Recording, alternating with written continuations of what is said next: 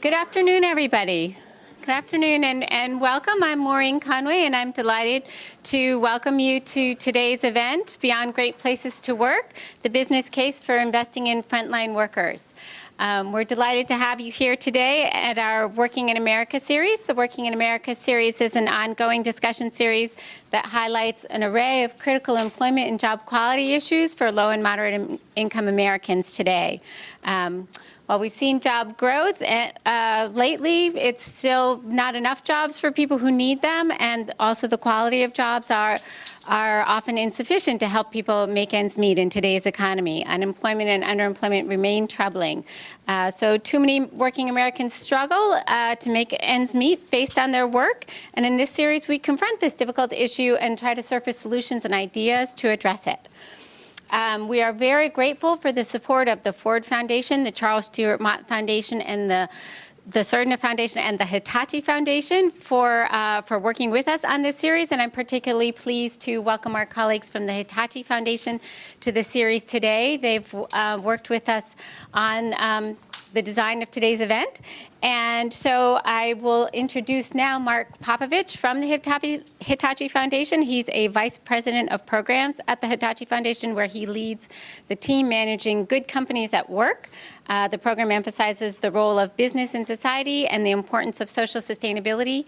And I've known Mark for a really long time, but we agreed we wouldn't count exactly how many years it was earlier today. But Mark has just been a wonderful colleague for the Economic Opportunities Programs for many years. He's been a terrific thought partner for us in a variety of our work, and we're really pleased to have Mark here with us to launch today's event. Thank you, Maureen. Thank you all for coming. We're really pleased to be here today, in part because for a number of years we've been consumers of these kinds of series and consumers of a lot of what Maureen and her colleagues have done in the Economic Opportunities Programs and in some of the other areas of the Aspen Institute in terms of the work that they've done. We've also more recently become a contributor in terms of giving financial support for the seminar series, and we finally gotten to the third C, where we're providing some content as well, and we're hoping the third C goes as well as the two Cs before that have done. I don't know how many of you know the Hitachi Foundation very well. Raise your hand if you think you know us reasonably well. That's pretty good. We have some friends and colleagues here who I recognize in the audience, and I'm sure that our communications team will be happy that we had that number who already know us. I just want to introduce one of the members of the team, Laura Faulkner. Jeff White heads that team. So let me just say a couple of things for those that don't. Mention Barbara Dyer, our president and CEO, who really is over and the moving spirit behind all the work we do. She's the president and CEO of the foundation, has been there for many years, is only the second president of the foundation. We're not a corporate foundation in the traditional sense, in that we were set up as an independent 501c3 with an American board, and we're focused only in the United States. For the last 12 years or so, we focused on a particular niche due to our limited size and asset base and our limited staff. Our niche has been on the role of business in society, and where that intersects on the potential for better outcomes for low-income, low-asset individuals in the United States. And where we've decided over time that the biggest leverage point would be that we would focus on is the role of business as an employer. Now, there are many, far too many businesses who are not good employers. But we decided on a strategy because we had seen many employers who were good employers and were investing in a way that resulted in the business doing well, the employees progressing, becoming higher earning, and it worked out for the business, for the employees, for the communities, and for our economy as a whole. Now, that kind of work was driven by a research strategy called the Positive Deviant Research, Active Research Strategy, because if you're going to be a deviant, you should be a positive deviant. And in fact, it had been originally as a approach to research, had been pioneered in international health, where you had very little time, very little resources to try to get really good outcomes for people who were in really bad conditions. So we applied that and began a search you begin positive deviance by searching for the outcomes that you want, not the strategy that you think works. So you go and you look, in this case, for businesses in two sectors, manufacturing and health, that had really great outcomes for frontline lower wage workers, meaning like 10, 20, 50% increases in wages and earnings, career advancement that lasted, high retention rates, better job satisfaction, and it worked out for the business in a way that was really sustainable, and where another business would say, as you'll see talking to some of these employers today, I want to be like them because that's a very successful business. So we developed, working with our colleagues in a number of organizations, about 100 business cases. And from those business cases, we found it was pretty easy to find businesses who did these good things. And we wanted to look at their strategies. And in the beginning, when we started this work, we had an assumption, an idea about what made a difference.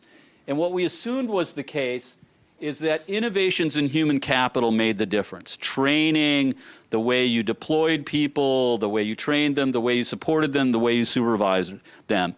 I'm not saying that's unimportant, but what we found is that's the follower, not the driver. We looked across all these 100 businesses in 2 different sectors, and what we found is it was really driven by innovation in these 2 spheres first. It was innovation in products and services, innovation in method and means, and that resulted in driving human capital, human resources, policies, and practices. And then when those overlap, that's where we got the biggest lift for the business, the biggest lift for the employees, and the biggest lift for the community as a whole. That was the sustainable, virtuous model. So let me introduce the video, the Union Health Clinics video. And when you see a video about healthcare, you don't think about it as an employer and a bunch of employees. You think about it as a human services. You think about quality of care. And all of those are demonstrated in this model. But I want you to step back and think about those 3 spheres of innovation that we talked about. They were innovative in the product or service that they did. They really changed the way that they did primary care for pretty sick patients. For chronically ill patients, they substantially changed what they were doing. They changed the way they were doing it. They did team-based, patient-centered care.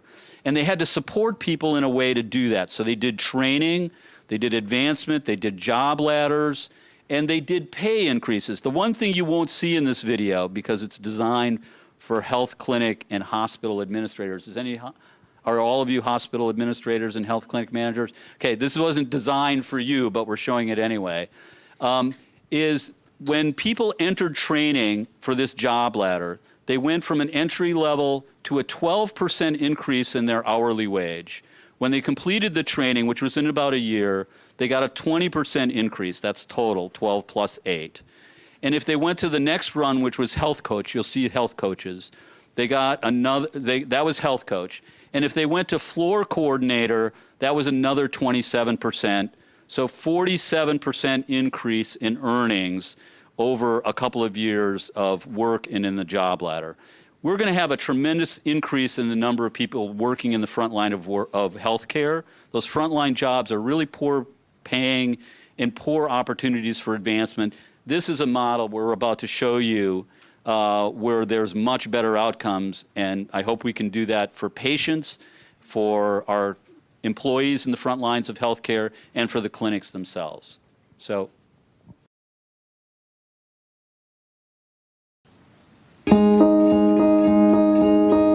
My mother, 50 years ago, they told her she was diabetic. Here, a prescription. She walked out the door. My mother never learned how to take care of herself. My mother didn't know what to eat. And because of that lack of education, she lived through the complications of diabetes. To educate patients and to work one-on-one with the patient, that is beyond rewarding. My name is Iris Leon, and I'm a registered nurse at Union Health Center.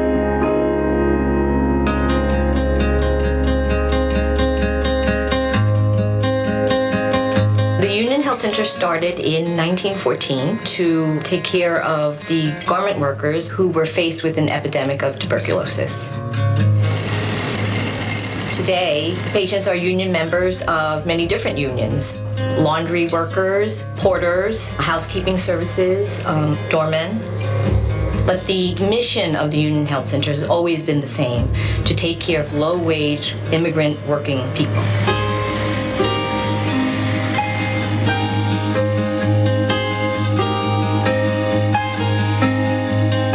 Prior to 2005, providers were always responsible for educating patients and taking care of the patients, and it was just too time-consuming for them. We had to change somehow.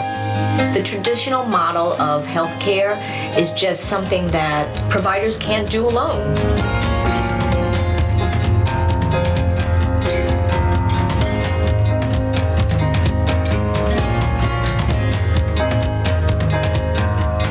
Patient medical home, it's not only a place where patients come when they're just sick, but it's a place where they can learn and get educated on how to take care of themselves. I've been an RN for 36 years, and I've had vast experience in nursing, administration, as well as education. What I've learned being here, it's a different approach to healthcare. These patients have to be involved and educated in taking care of themselves, and the staff needs to be able to provide that education. So in order for them to do that, they have to be trained on an ongoing basis. That is so important.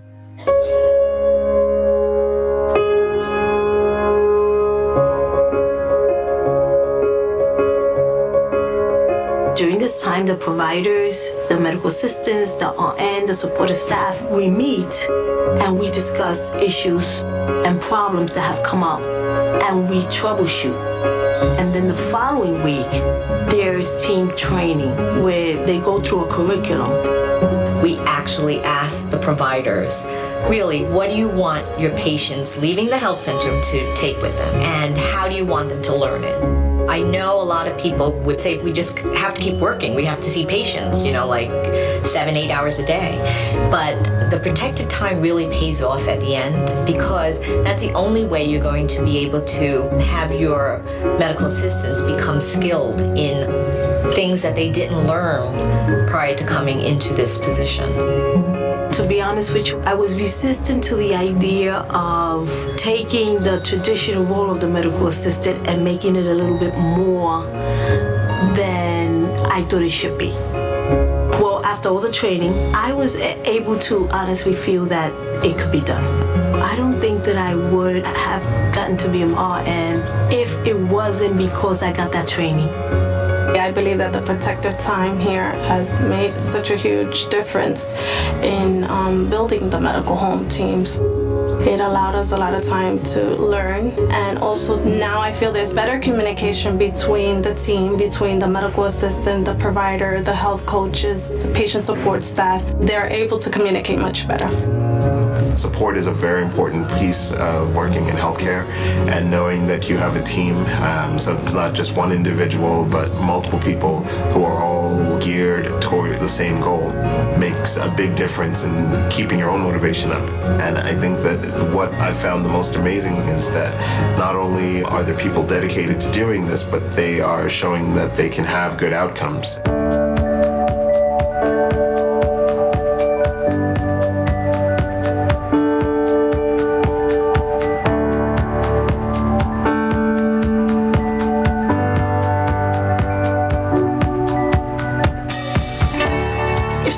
You need to do this, this, and this. You're not going to do it because it's not what you want to do. You have to allow the patients, just like you have to allow the staff, to take charge. That's what this is all about.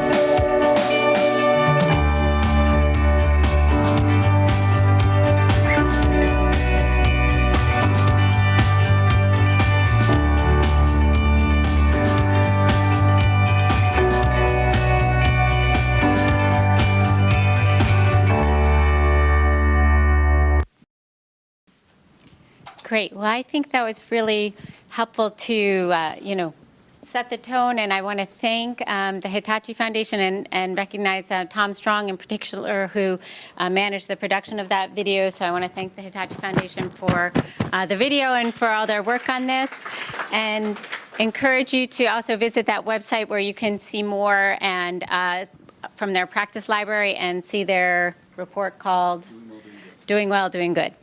And now it is my great pleasure to very quickly introduce our panel for you. You have materials on your chairs with their bios, so you can see how impressive they are. I won't read those to you. I will just quickly kind of put names to faces. So right next to me is Drew Greenblatt, who is president of Marlin Steel. Next to Drew is Kelly Wolski, senior trainer for Zappos Insight.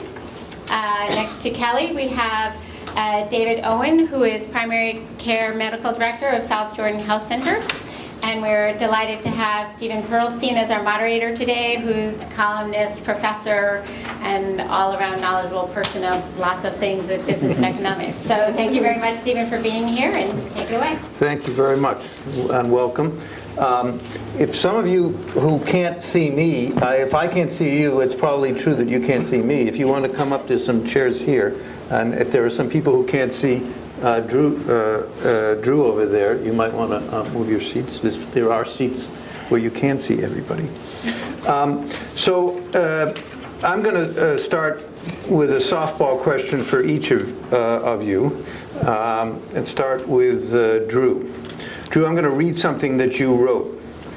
When I bought the company, that's Marlin Steel, everyone was earning minimum wage, and I was the only one who owned a home or a car. There used to be no cars in the parking lot, and I could park wherever I wanted. Now, more than half of the employees own a home, 100% own one or even two cars, and the parking lot has cars double or triple parked. I like it when people complain about all the cars in the parking lot because it means they're all successful. So, David, how have you been able to be such a boon to the auto industry? We have great people, and great people are what makes our company thrive and prosper. They come up with innovative ideas, they think outside the box, they're dedicated to making sure the clients are happy. And it's a classic case of what goes around comes around. If you compensate your people well, if you give them very objective targets of what we're trying to accomplish, and you give them the tools to be effective, they're going to do wonderful things. You just got to get out of their way. And my job is to hire great talent, give them very clear goals, and get the heck out of their way. So you've obviously, though, if they can now afford houses and cars, you've obviously changed the work that they do so that it is a higher value-added work, and so you can afford to pay them more. So how did you do that? Absolutely. So when I first bought the company, we were in Brooklyn, New York. We made bagel baskets, and every bagel basket was made by hand. So literally people would take their arm and they would bend a wire one at a time to make the frames of a basket, or they would weld a basket one at a time. It was right out of a Dickens novel. That's the company I bought. And we had 2 people missing eyes. We had 2 people missing fingers. It was a very different kind of company. Everybody was minimum wage. The health insurance plan was you go to the emergency room. Fast forward, we've reinvested a tremendous amount of money into the company. We've put over $4 million into new technology, new robots. And what's happened is because we have this new technology, our employees are much safer.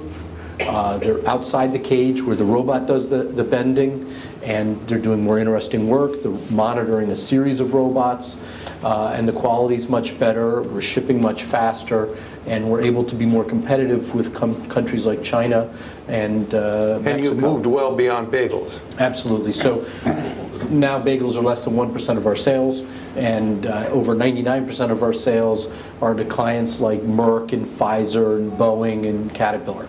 So we've migrated away from commodity bagel baskets into precision engineered products. With the use of this technology and the great talent, we've really thrived, and the employees are paid between anywhere from 50 to 100 something grand a year on the factory floor. That's great. Okay. David, story. I recently had problems with my Achilles tendon, and I had to basically get it operated on.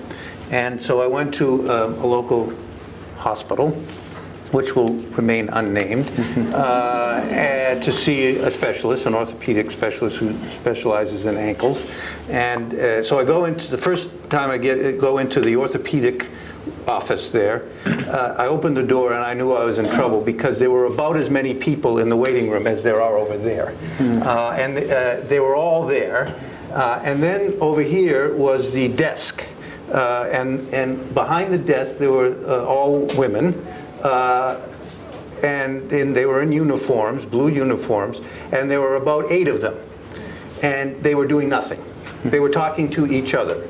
So, and I go up, and so then one of them hands me the thing and fill out these 8 forms. And in the 8 forms, I had to repeat, in their own 8 forms, I had to repeat the same information many times. And then it turns out that they already had that because I'd been at Georgetown before. And anyway, they already had most of it anyway. But so I'm finished, and then I sit there and I wait for a long time past my thing, and no one ever comes to me and says, well, here's what the problem is, here's why we're making you wait. Finally, I get showed into a room where I wait another half an hour by someone who didn't say anything to me, didn't ask me what was wrong, what I needed, or nothing like that. Then the doctor comes in for 5.5 minutes. Looks at me and says, you need this test and this MRI, and then come back. So I go out and to about the 6 or 7 ladies, and they say, okay, I need you to help me get the MRI and this, and they say, well, we don't do that. And I said, well, what do you mean? It's a big hospital. Don't you have an MRI machine? And oh yeah, we have, but you have to go to those offices and make your appointments yourself. And then when you're finished with that, then you call us back, and then you make an appointment to come back and see the doctor. Which, of course, as you can imagine, that was going to be 3 days. Anyway, that was my last visit because I never did that. I went to another place, much more expensive, and got it done. It all worked out very well. I'm back playing tennis. But I do that as a setup for you, because this is, tell me what you've done so that people who go to South Jordan Health don't have the same experience that I had. Well, first of all, I'm sorry to hear about what happened to you. And unfortunately, that is a fairly typical experience, I think, in healthcare today. There's a lot of inefficiency, there's a lot of waste. And it's expensive for the patients in time and money, but it's also expensive for the healthcare system too. And we ran up against that at South Jordan and in the University of Utah's community clinics where I work, because they were mismanaged when we first started getting into this business. Just going back a little bit to the year 2000, the University of Utah decided that it needed to have a network of outpatient clinics in order to have a referral stream for the specialists up on the hill, the University of Utah campus where the specialty hospital was. We didn't have anything like that. And so we bought a group of clinics from FHP, who used to be in our market and no longer is, but we didn't know how to run them. And so the first year we were open in 2000, we lost $20 million due to inefficiencies like what you just described. And all of a sudden we decided this isn't going to work. We're going to have to make some major changes. And so what we did to try and improve things is something that I thought was very refreshing for an academic medical center. They built what they called the Beta site, which was a test clinic. It had 2 primary care physicians in it, and I was one of the 2. They gave us a lot of leeway to make changes and to try experimental things that were outside of the box, that were different, hopefully, from the model that was existing previously. And we looked at outside research, what others had done. We had patient surveys, we had patient focus groups and provider focus groups to come up with the ideas that we tested. And what we ended up coming up with was a very expanded role for the medical assistants. They were given the flexibility to do multiple tasks. And so, for example, in the example you described, how you had to go to the other department and wait there to schedule an appointment, we tried to free up the medical assistants to have roles of scheduling. They could do everything that the front office could do. They were trained to be limited rad techs so that they could even just walk patients over to x-ray and take simple x-rays. They were given the freedom to do phlebotomy, blood draws just right there in the room, to try and bring all the services to the patient in the room where they were being seen when they were ready to receive them, so that they didn't have to go from place to place to place throughout the clinic to have things done in an inefficient manner. Okay, thanks. Kelly, at Zappos, where you work, I'm told it cost $50,000 to recruit, hire, and then train every new employee on average. That sounds like a lot of money, particularly reference to probably what the average pay of your employees, which is, not the highest in the world. Right. So explain to me why you would spend that much money. Well, it's really important to us to kind of really load that at the front, to kind of front load that investment, and it really, I think, speaks to the view of investing in employees. I mean, we're talking real money here, and that recruiting process is pretty rigorous. Statistically, if you buy into statistics, it's more difficult to get hired at Zappos than it is to get into Harvard. Statistically, okay, clearly we don't have the same SAT requirements, and there's no, well, there is an essay actually, so maybe that's part of it. There is an essay? Yes, but it is a long process, and it's that important to us, I think, that we keep then the turnover and engagement low and high, respectively. So what is the turnover? Our annual turnover averages around 20%, which is not really where we'd like it to be.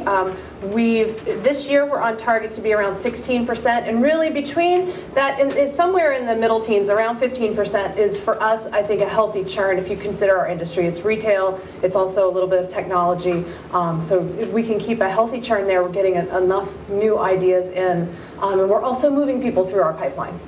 And where does most of the expense come in the recruitment process? I would say it's split with recruiting and then training. Our onboarding is 4 weeks. 4 weeks? Yeah. So it's, and how many weeks is it to do the process for selection?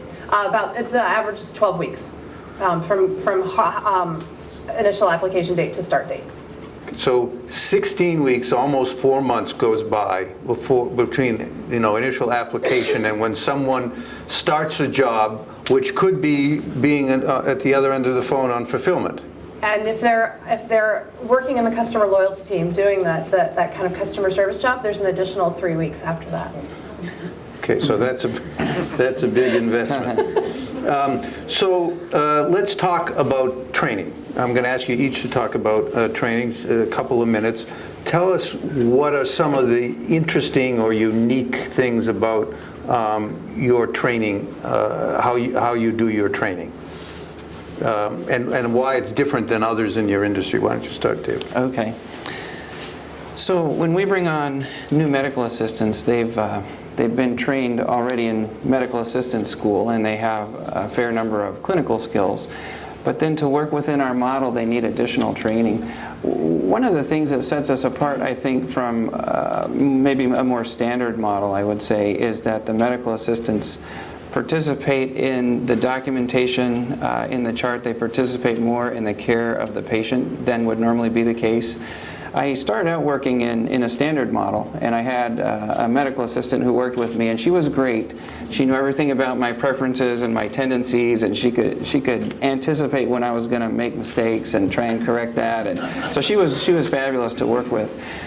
But when she would get tied up, like when she was on the phone with somebody or when a complicated patient was being checked in, it would bottleneck the whole process, and we couldn't move forward. And so we decided that in our training we wanted to try and prevent that, and so we've trained our medical assistants to work together as teams, and they're not paired one-to-one with a provider like used to be the case for me. So if someone gets tied up, the next MA just brings the next patient back, and care keeps happening to help so that you don't have to wait in the lobby for an hour like used to be the case. And does that assistant basically stay with the patient from when they, if not arrive, at least get back into the offices and when they leave? That's true. And they weren't used to that. And so a lot of the stuff that they do required additional training. So when they bring the patient back, they take the vitals like used to be the case, but then they go through a history of present illness questionnaire with the patients, and they didn't know how to do that. But the questionnaires are all standardized and designed by physicians.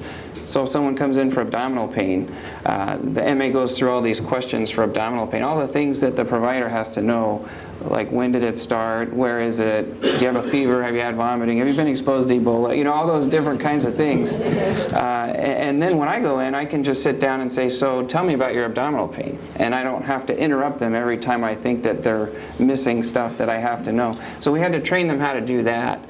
We had to train them how to prioritize things, because sometimes the patient pulls out a list of like 30 things, and somehow the MA has to sort out what are the real important things, what are the less important things, what just needs refills, to kind of triage the process of the visit and set it up for me as a provider to make things more efficient when I go in there.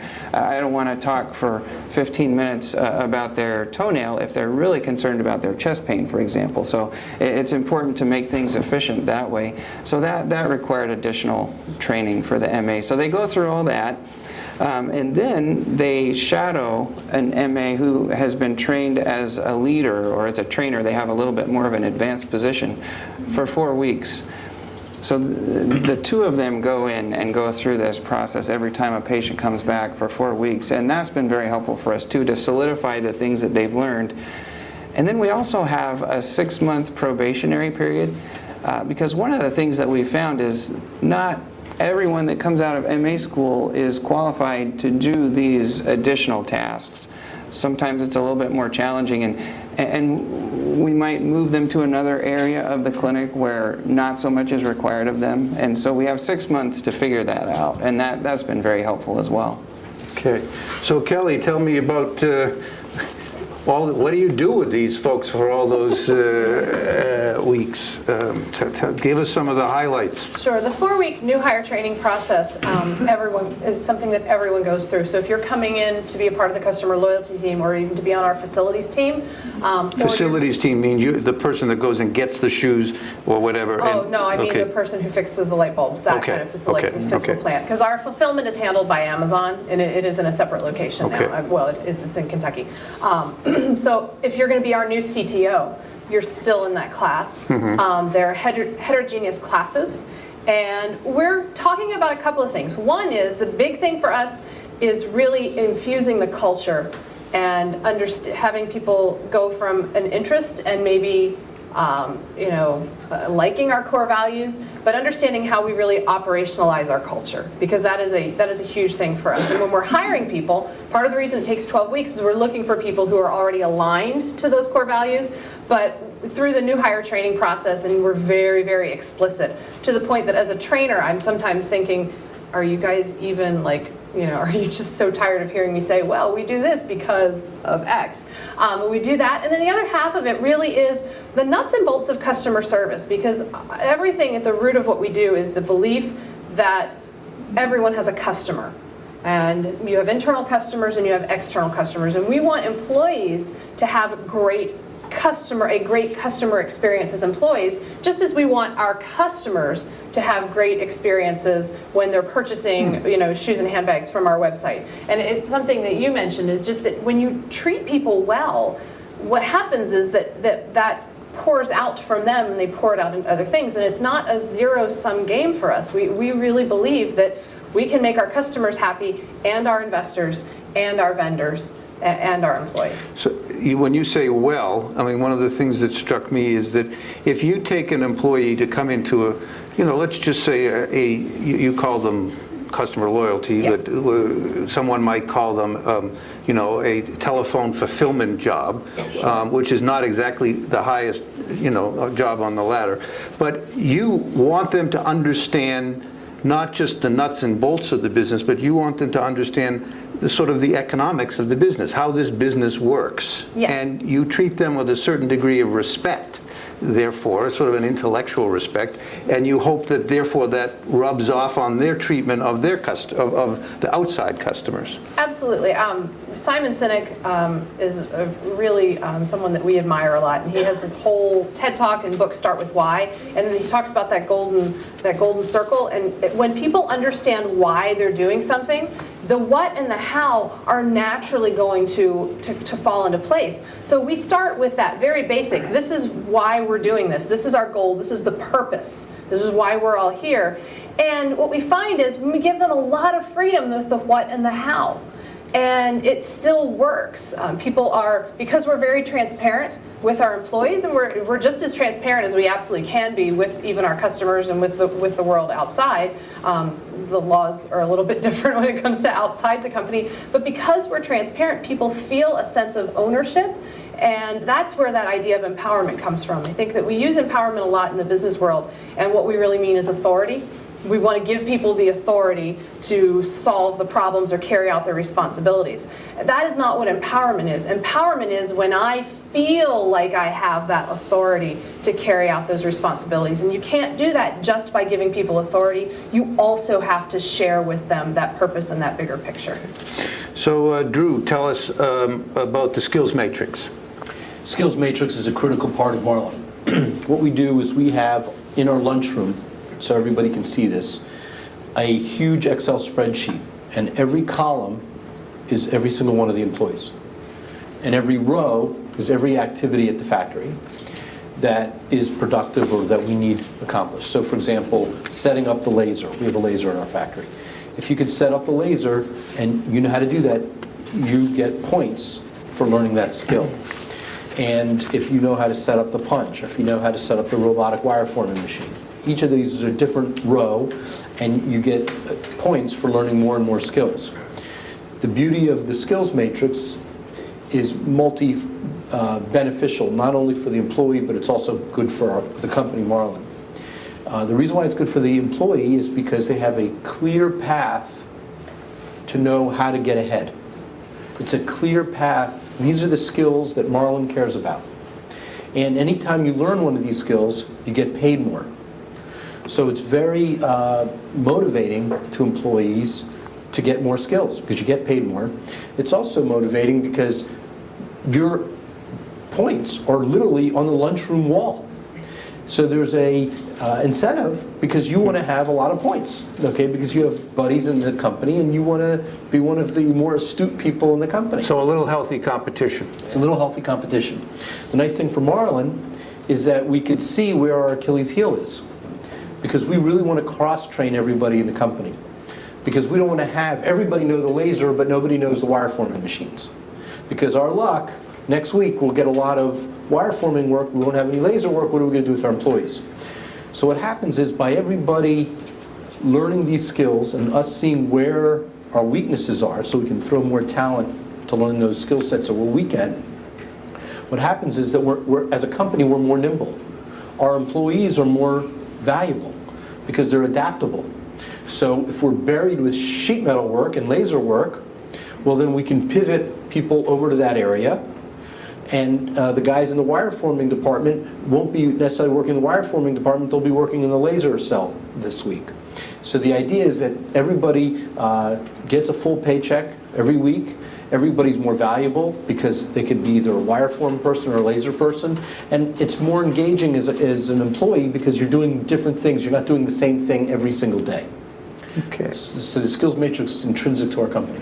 So let's pivot now. Why don't we stay with you, Drew, since you talk about how compensation is done and how it's changed. So one thing we know is that the more skills they get, the higher their pay is, irrespective of whether they're using any particular skill at a particular time.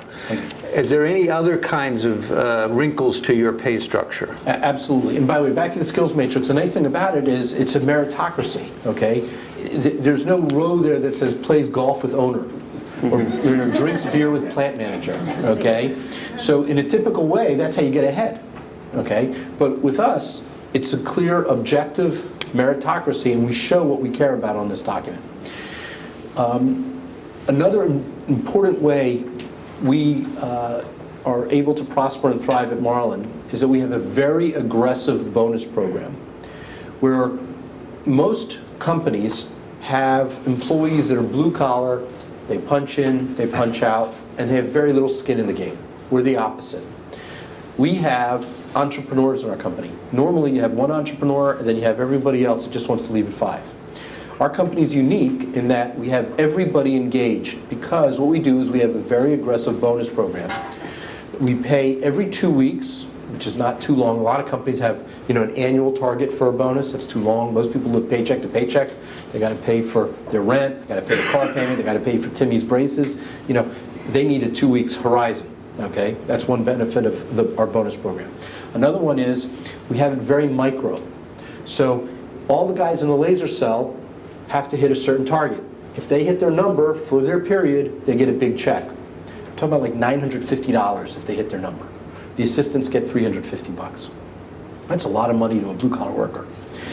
And this is very motivating for the employees because when you're there, if you can hit your numbers, you get $950.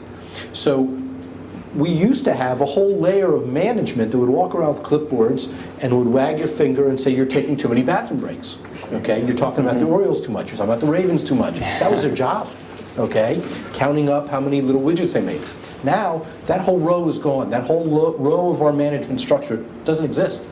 Instead, we're paying these huge bonuses to these people that now have skin in the game. They're mini entrepreneurs. They have a little shop. They're like shopkeepers. They care about their laser. They want to make sure that all the parts coming in and all the parts going out are going out in a timely basis in a good quality way. If they ship a bad quality part, they don't get credit for that this week. So they have real skin in the game. And we treat them like adults. I mean, we're not walking around saying, hey, you went to the bathroom too often. So it's a very productive, useful tool. And we're able to ship faster because of that. And we have employees that are more engaged, more dedicated to the company. And on average, what percentage of total pay compensation comes in the form of these bonuses for a typical line worker? So we pay 26 pay periods a year, every 2 weeks. And on average, it's about 14 pay periods a year a bonus is awarded. Some cells do better. They're more aggressive, they're more hungry, they're in the 20 pay period range. Others do less, 8 or 12 a year. So, but in terms of dollar amounts, it turns out to be anywhere between 10 and 50% of what their compensation is. In some periods, if they do extraordinarily well, it could be 100% of their pay. Okay. So we have their engagement, we have their focus. And the thing that's wonderful that I didn't realize is everybody thinks I'm the boss. I'm not really the boss. Why? Because when the spouse sees that check, they want to know, are you going to hit your bonus this week? What happens is the family budget migrates up, including the new bonus check. So the spouse is kicking who in the butt, all right, to go get those laser cut parts off as fast as possible, okay? Because I want my $950. We can do the car payment this month. Easy. Okay. So this is sort of small. I just want to, because there's a lot of, in the compensation world, there's all sorts of disagreements about this. How much should be individual bonus, how much should be small group bonus, and how much should be company performance bonus. Right. You focus on the small group. Very micro. Because you can control micro. But not the individual, because you can't really determine, within the, whatever you called it, the group, the welding, cells. The cell, within the welding cell, can you tell whether John is better than Julie or? So we try to make the cells as micro as possible. So for example, we'll have sample makers that are solo. Okay. They have to hit 20 grand in the 2 week period. If they hit 20 grand, they get a bonus. Okay. If they hit 30 grand, they get a bigger bonus. Okay. If they hit 19 grand, they get 0. So they're very focused on hitting their 20 grand. Okay. So we'll have a single person in a cell, or we could have 5 or 6 people in a cell. But we try to make it as micro as possible. You don't want to have it company-wide because they can't control, if you're in the laser cell, you can't control the wire forming cell. They're over there, you're over here, you can control your little part of the world. Right. The beauty of this is if every little cell does well, the whole company does well, right? If every little micro battle is won, we're going to win the war. So the company is healthier. All right. So Kelly, what about your compensation? Any interesting wrinkles there? So It's actually, we do have skill sets, which I think is interesting. We don't put ours up on the wall. That's kind of cool. You wouldn't put them on the wall anyway. You put them on the screen, wouldn't you? We would probably put them on a screen, or we'd probably hang them from we have license plates at our desks, and so skill sets do have little badges, and we've had kind of a physical badge for years that people put on their lanyards, but we're actually moving to more of a badging system. Like open badges and that sort of thing. We do not have any incentive pay. Everything is base rate. We are a production environment. If you think about a call center, it is very much a production environment. But we actually approach it from a different angle. We have a good base pay. They start at $11 an hour during training, and after that they go up to $13 an hour, and then the skill sets that they can acquire. The average salary for a phones rep is running around $16.50 an hour right now. Okay, and that's because that's the skill sets that they're getting, and it's much like whether you're using them right now or not, you're getting paid for that skill set. You're paid for what you can do for us. We also then have added to that, there's a very robust benefits package, which for call center work is very unusual, and that's that actually is, well, it's about 30% of people's of their What's the average age of your? The average age is 33, company-wide. So that also includes tech and HR and those sorts of things. But what we have found is we have different metrics that we look for, and we have chosen to explore the engagement from that authority standpoint. A lot of call centers have things like average handle time. If there's a reason that you feel rushed when you call the bank, it's because your bank rep has to get you off the phone in 180 seconds, okay? And it doesn't give the employees and the reps an opportunity to really solve problems. And again, the feeling of the authority is the empowerment. So we look at things like, hey, we want you to spend 80% of your time in a customer-facing capacity. Okay, talking to a customer or waiting to talk to a customer. The other 20%, that's up to you. Okay, and that. So what else could you do? You're putting in notes. Maybe you're just taking a little bit of a break. We want. Customer service is very, very high empathy. Okay, and you're pouring out a lot into people. There are some days you feel like a therapist. People take their shoes seriously. So it really is an opportunity for you to kind of pull back. We also have another 80-20 that we operate on, which is when we schedule out the time, we schedule about 20% of that is slack time for you to take classes, pursue passion projects, and things like that. So when we're talking about the time management, 80-20, 80% customer facing, that is 80% of the 80% that I'm actually scheduled to be taking calls or doing that sort of thing. There is a school of thought, I suspect that your HR or your CEO, is it that bonuses are not a good idea, that money compensation, money bonuses is actually not right. There's a guy around here named Dan Pink who's written a couple of books about that. And there's a lot of controversy about this. Is that basically your philosophy? So to a certain degree, we really, we're big fans of Chip Conley, and he talks about Maslow's hierarchy of needs, and really that once you've reached all of your needs and some of your wants, money becomes less of a motivating factor. And we do have opportunities for people to grow through skill sets and through progression, because we think that the idea of perceived progress and perceived control is more important in many cases than just money. But that only happens if you're paying enough that people can afford to live. Okay, now this is a politically incorrect question. Most of your line employees men? Most of your line employees women? Yes, slight majority. Okay. Slightly So just think about something about testosterone and competition, and whether certain people are more motivated by competition with other people than we have other females people. on the team that are happy to accept the checks. Oh, So I reject that. I mean, I think people are professionals. They're engaged. They have a target to hit. They want to bring home more money for their family. They got bills to pay. And in our case, it's working very well. Okay. As I say, there is a very wide difference of opinion in the HR community about this. What about your compensation? So, when we first started with the test clinic, the beta site, it created a compensation challenge for us that we had to solve. And we didn't anticipate it in advance like we probably should have. But we started out paying the MAs what the MAs were earning, medical assistants what they were earning in the other clinics. And yet they were asked to do a lot more, and they were asked to learn a lot of new, different skills. And so we actually had to come up with a matrix like what Drew described, where once the MAs were doing phlebotomy routinely and had been trained for that, they earned a little bit more per hour. Once they learned the receptionist skills, they earned more per hour for that.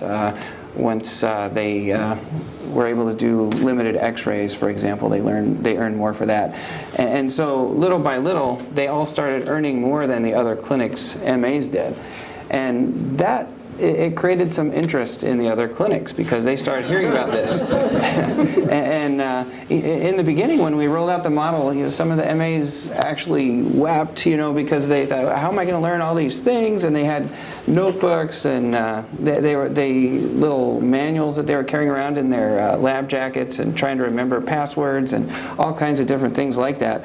But then other people started getting interested in it, and they weren't so hesitant to take on the skills because they learned that they were earning more money to do these things.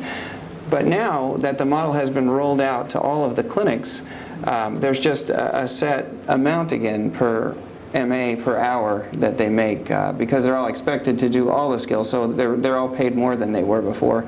We don't have a bonus program. It's kind of hard in medicine to do that. When you incentivize things in medicine, sometimes you get unwanted results. Like if we were paying more to the MAs for signing people up to get their colonoscopies, they might start doing it inappropriately and you get extra tests that don't need to be done. But we do have recognition programs where we recognize them for doing a good job. And there's this thing called the Circle of Distinction where medical assistants that are constantly meeting their goals and providing excellent patient service get to go on a lunch with the leadership of the clinic, and they share with the leadership all of the wonderful things they're doing and how they're doing them, and this information is gleaned and then inserted back into the training program to try and improve things for everybody. I'll tell you one thing, by the way, on my experience when I went basically to the good clinic. The medical assistant gave me her card, and I could actually call her number or email her. Email in medicine, is a very new thing. Mm-hmm. You can't email doctors, God forbid. But I could email her and call her, and she took care of things. And it was. But when she gave me the card, I was so impressed. She had her card. And I thought that was a great idea. If you come see me, you can email me. You can? Okay. Now, final question that is a little less appropriate for you. So let me start with you. Let's talk about the trade-off between heavy investments in training and recruitment and bonuses of some sort or incentive pay versus profitability. Now, in your case, you're a nonprofit, but let's just say versus not losing money, like $20 million a year. Do you feel that there is a tension there? And do you feel if you've resolved it in a certain way, what would you say to the others in your industry who resolve it differently than you? So we were worried that there would be a tension there when we started. When we hired these medical assistants and trained them to do extra things. And one of the things that's interesting too is that since we're working in teams, instead of being paired one-to-one, just one medical provider for one MA, we ended up with a higher ratio, more like 2-to-1, 2 medical assistants per provider in the clinic. And so we were worried that it was going to increase our costs quite a bit. But we decided, they gave us the leeway to experiment with this anyway in the test clinic. But one of the things that we found out, it was very interesting, as we went forward with this model, the medical assistants were doing the phlebotomy, they were doing the x-rays, so we didn't have to pay a lab tech to sit there 60% of the time and maybe draw labs 40% of the time. we didn't have to pay our radiology tech to maybe take x-rays 20% of the time and sit there 80% of the time. If something needed to be done, an MA would just take them over there, do it, and then come back. So we were only paying someone to do those things when they needed to be done. So even though we were paying the MAs more, overall as a clinic, we were paying less for staff. And so the staff cost per visit actually went down when we went to this model. So that was something that we hadn't totally anticipated beforehand. Did it improve doctor productivity? I'm sorry to use these very business-like words, but did it improve did it improve doctor productivity? So yeah, they measure this kind of stuff with us, and it makes. We don't like it as doctors, to be honest, but they measure this kind of stuff with us all the time. And so the visits per hour in the clinics where this was rolled out either stayed the same or went up. So some of the clinics were actually seeing more patients per hour, some were seeing about the same. But one of the ways they measure productivity with us is something called the relative value unit, or the RVU. And based on how complicated the visit is, you get more points, so to speak. And how they judge how complex the visit is based on how much you write in the chart about what happened.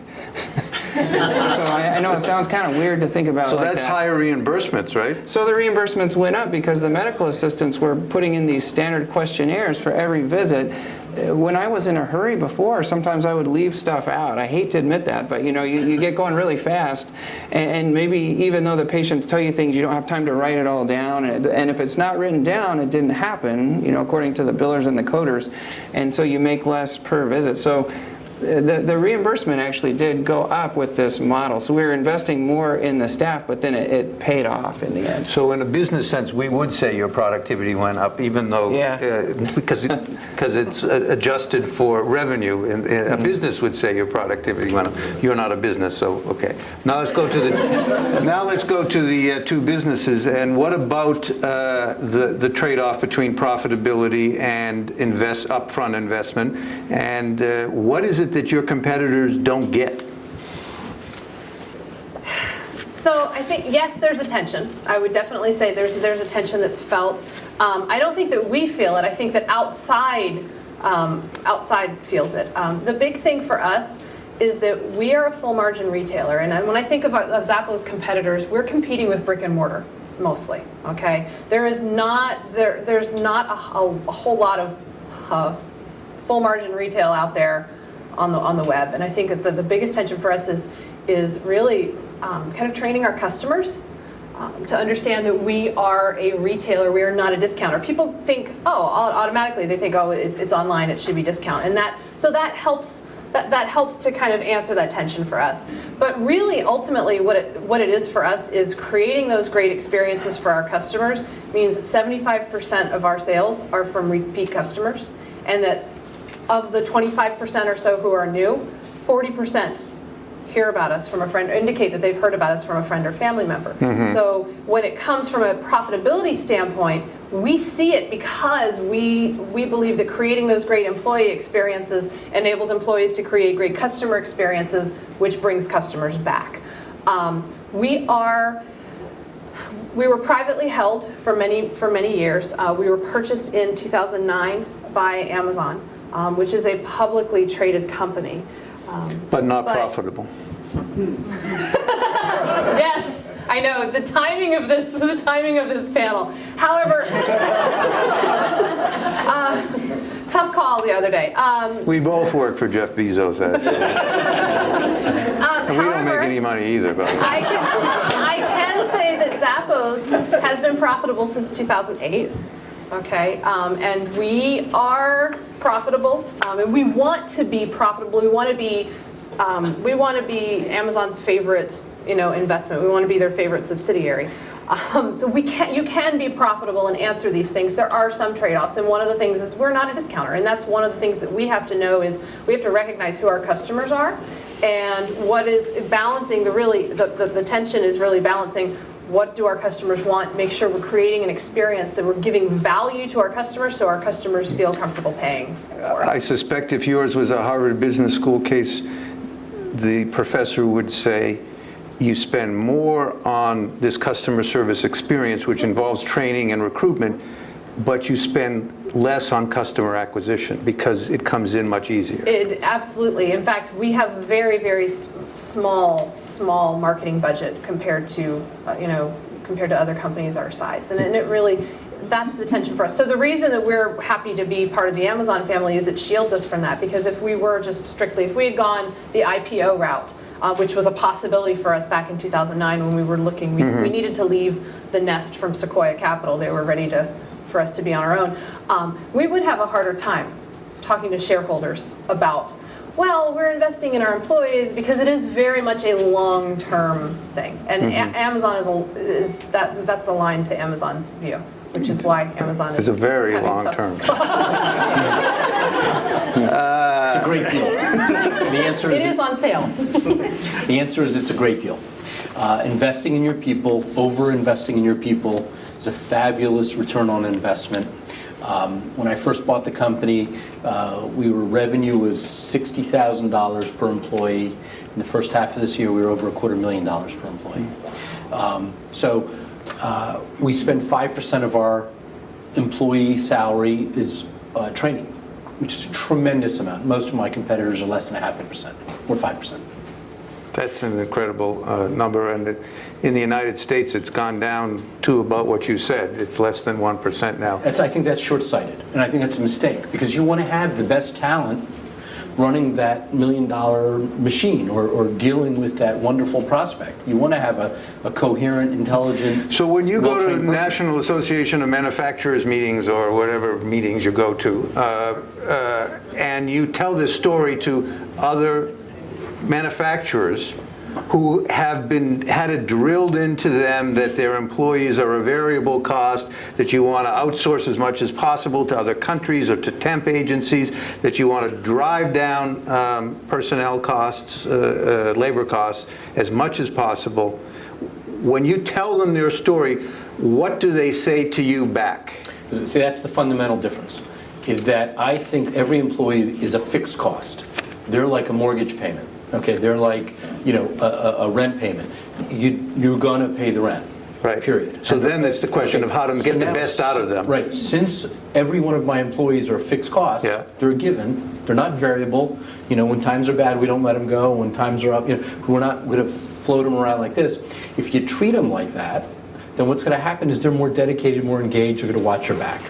And if they're a fixed cost, you want them to be really well trained, because they're with you forever. So what do the other guys tell you when you tell them this story? I bet they say, oh, but that won't work with us. Is that what they say? They won't work in my company or my industry. You don't understand. Is that what they say?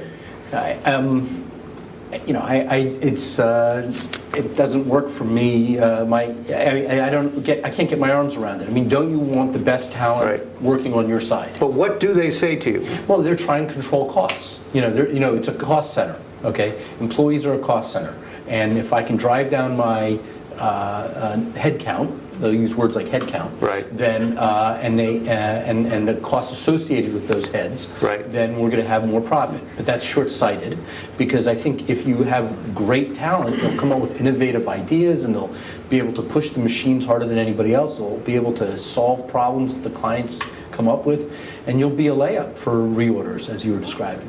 So I reject that thesis. Employees should be thought of as a fixed cost. And if you start with that paradigm, if that's your context, then you want to train the heck out of them, because you're going to have them for 20 years, 30 years. Okay. So now we're going to open it up for questions. Please, I'm just going to just tell you that I am a vicious moderator, so you can have one comment or question, not two, and not three, and just get over the clearing of your throat stuff, so you just say it concisely. No clearing of throats. And tell us your name, and if it's relevant, tell us where you're from, so we know where you're coming from. Yes, ma'am. Carol.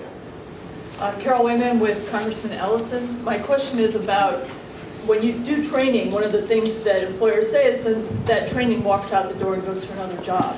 And we've heard a lot about non-compete requirements in We've heard a lot about non-compete requirements lately with Jimmy John's and some others franchises that require that. Do you have such kind of non-compete, or do you do anything that you think restricts employees that you've trained to leave for other jobs? Jimmy John's, the sandwich maker? Non-compete? Yep.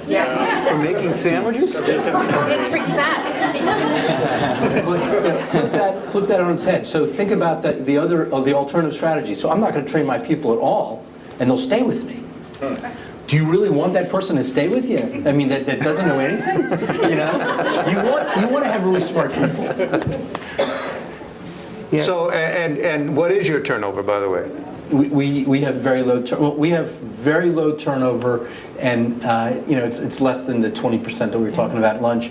What happens is we train people in the beginning, and we keep them on as temps initially for the first 5 to 20 hours, and we evaluate them. And if they are our kind of people, then we bring them on full time. Anyone else want to talk about you train them and they walk out the door, so why would you do that? That's the classic explanation of why it's their fault, not our fault. If they wouldn't leave, then we would train them. You know, we've started to think about the medical assistant job a little bit more as a pass-through position now. Before, it was an end-of-the-line, end-of-the-road job where people would come and they would be MAs for 10, 15 years or so, or possibly leave and go somewhere else. But now, we're getting more highly motivated people now that more is required of them and more is expected of them and the training is better. And so we're getting a lot of people now that will work for us for a year or two and then get into like our scholarship program for nursing school, where they can work towards nursing school and be a medical assistant at the same time. And then we've had a couple that have gone on to become nurse practitioners. We had one that ended up going to MBA school afterwards and became a clinic manager. We've had med students come through where they get off cycle with their med school training and they have to take several months off before they can get back in a new semester. Because really, the way we're set up now, it's almost like doing an extended med student rotation where they're shadowing a physician for months on end and learning a lot of things. And so we're seeing it more as a pass-through position, and what we're hoping is that a lot of them will stay with our organization. I know once they get those nursing school scholarships, there actually is a requirement that they have to get a job with the University of Utah for a year or two afterwards, and many of them just stay. So Carol, I think the answer to, in some way, your question is virtuous and vicious circles. You can either get yourself into the vicious circle where you have less and less training and shorter tenures, or you can create a virtuous circle where you get more and more training and longer tenure. The two things keep feeding on each other, either in one direction or the other. If you see your company dumping money into training you, you're more inclined to stay. You're more inclined to, and you find the job more interesting. You're doing more compelling things, and it's like a magnet to keep you. Yeah, and I think having a pipeline is important. Half of our jobs are filled internally. Yes, ma'am. Hello, I'm Mal Caravati with the American Federation of Teachers. You all talk about training once you've gotten employees. What about the educational background and the skills as you hire people? Have you looked at that at all? Is there anything that you can tell us about what kind of people you're looking for?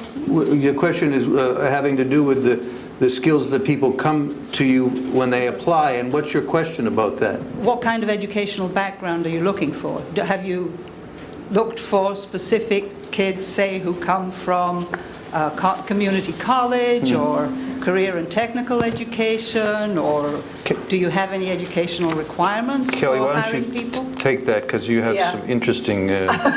So there's very little requirement as far as education, or as far as an educational requirement for most jobs at Zappos. Even if you wanted to be a software developer, we do not require you to have any sort of university training. We do require competency in the language and that sort of thing. What's interesting is we do have a fair number of folks who are college educated, who have, for whatever reason, for one reason or another, come into the service industry. Maybe they fell into it like I did because I was an art major, and guess what? That's not really something that has huge career prospects. But then kind of discovering and giving them an opportunity to kind of carve their own paths. We do not have that requirement, and interestingly enough, I think part of the reason we have the requirement is Tony Hsieh, our CEO, who has an Ivy League education, has very famously said to any parent who will ask him, don't make your kids go to college, give them that money. He wanted his parents to just give them that money to start a business. So it's interesting, while we invest heavily in education in our area, in secondary education, post-secondary education is not a requirement for most jobs in our organization. Okay. Yes, ma'am. I'll go to this side. Thanks. I'm Elise Janbacker. I'm with the National Governors Association. Federally, there's a lot of emphasis right now on apprenticeship, and some of the elements of the training you're talking about sounds like apprenticeship, increased wage gains, set wage gains, was that skills gains. I'm wondering if that was a model you considered when you considered, either in-house or also partnerships with other providers for training. And can I just ask, are you, in your mind, are you talking about sort of college apprenticeships, or at that age level? Is that what you're talking about? Registered apprenticeships, or depending, maybe not technically registered apprenticeships, anything from 1 to 4 years. They're pretty flexible now. There's emphasis with that federal emphasis on apprenticeship. I think it's moving towards a broader understanding of what apprenticeship is. Anyone want to comment on? We have very specific machines, lasers, and punches. So we use our vendors primarily to teach our team how to operate the machines. So they'll fly out to Connecticut for a week for laser school, and then a couple weeks later for advanced laser school. So that's how we handle it. We don't have like a local community college that we team up with in that way. Regarding the other question, STEM is a big problem. We're in Baltimore City, in the inner city, and we need STEM talent very badly. You need to know what a radii is, a tangent is, a cosine is. You need to know what a 1/16 of an inch is. These are things that our schools have to teach, and they're not doing it, and it's very bad, and we need help. Schools are critical to our success. Anyone else have any experience with apprenticeships? We actually have internal, we call them Z apprenticeships because we put Z's on things. If you're going to apply for an internal job, almost everything, I think there's maybe like a handful of occasions where you would go directly into that job, but you almost always go into a 90 days apprenticeship, and we keep your previous department, we keep that head count. We keep that head count open, so your job is held for you. And at the end of that 90 days, on either side, if you don't really have the passion for it and you want to go back to your other job, no harm, no foul. You tried something new, and you probably developed some new relationships, and you're bringing things back to your old job. Or if maybe it just, maybe your skills aren't quite there yet, and you can go back, or you would continue into that. So we actually use that a loose interpretation of an apprenticeship model for all of our internal postings. Yes, ma'am. Can we talk a little bit about cultural fit, because everybody says Zappos has got this down. I've talked to a lot of companies, customer-centric companies in Missouri, about what makes for successful new hires, and they say personality, basic attitudes and behaviors, and cultural fit, cultural fit, cultural fit. So how do those of us who are helping prepare successful new workers help them learn to gauge cultural fit? It's one of the things, actually, I'm super passionate about this. You need to understand, if you're going to join an organization, I don't care if it's a job or a synagogue or a church or a civic organization, you need to understand what the values are of that organization. And when we're talking about culture, we're looking for behaviors, traits, and characteristics. So for us, for anyone coming to Zappos, we make it pretty easy. I mean, we have a white paper, and we have 10 core values, and we unpack all of those 10 core values, and we're looking for those behaviors, and we interview based on those behaviors, and we give feedback based on those behaviors. So it is a part of what we're doing. So anyone who's going out into the world, I just do your research, find out what this organization is all about. Also, I think it would be great if in schools, if schools would talk about what your personal core values are, what your personal values are. I think we a lot of times think in terms of family and all those things, but tribal leadership, and Dave Logan has a great activity that he does. It's kind of a peaks and valleys, and it helps you identify what are the things that are important. Like for me, I know it is important that I feel like I'm contributing to my family. I need to feel productive. I also need to have my creative muscles exercised on a regular basis. I need to feel like I can be in relationship with coworkers. Interestingly enough, I don't really care if the work I'm doing is incredibly meaningful, evidently, according to my personal core values. The work itself doesn't matter to me as much. To some people, the work itself is incredibly important. So I think as educators, if anytime you can help your students and everyone coming into kind of become a little bit more, have a higher emotional IQ, I guess, really, and be more self-aware. And self-aware. Yeah. Because your question seemed to imply, is there some way we can prepare them so we can, for your culture? And what she's saying back is, a lot of this has to do with personality types, and it's not a question of preparing someone for my culture, it's do they fit or not? And are they paying attention? See, it's important just to know to pay attention. Yeah. But, Walmart has a culture too. It's not like Zappos culture, but it attracts a different kind of people. And if you say, gee, I like a lot of autonomy and I don't follow rules so much, that'll be the end of you. Right. And that's their culture. Obviously, but it's very strong. It works for them and it works for their customers, apparently. So, but it doesn't mean that one's necessarily better than the other, and that you have to, you can't prepare. You could not prepare a student for both cultures. No. It's just not possible. I mean, if they're screening correctly, you will not be. At least one of them will reject you, right? So sometimes it's not a question of preparation. We have time for one more question. Okay. Oh, yes, ma'am. Way back there, a little shy, a little hesitant. Stand up. Karen Shulman, National Women's Law Center. What are your employees' work schedules like, and how much control do they have over them?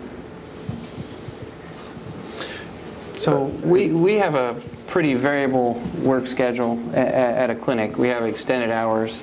And so we have shifts that begin at 7:30, and some of them go till 9 at night.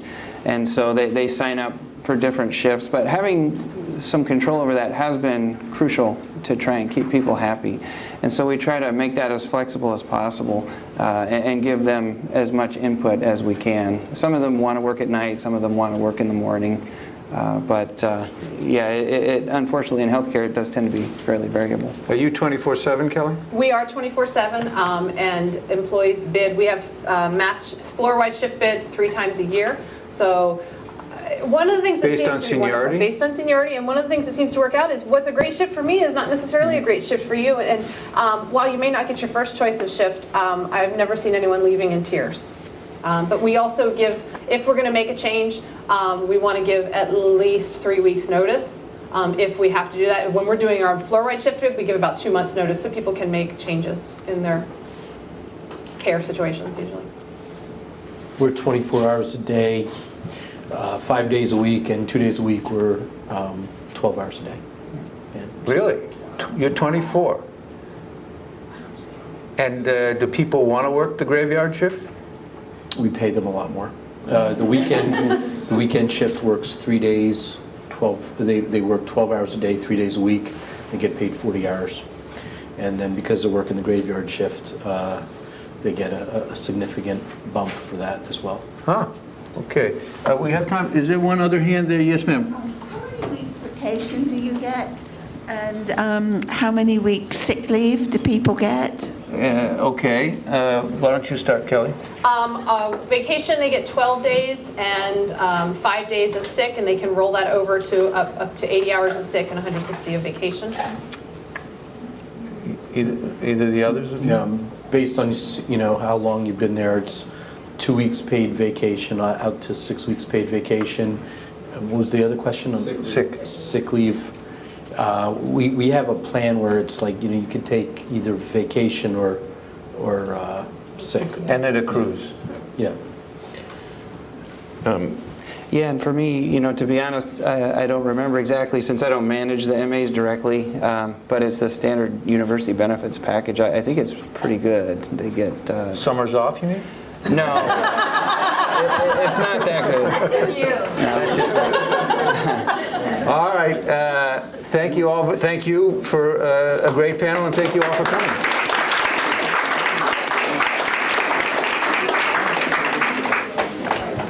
Not on. I just wanted to say thank you all for coming. We'll have more. I think our next event is in early December. Please watch for that, and hope you'll join us again. Thank you.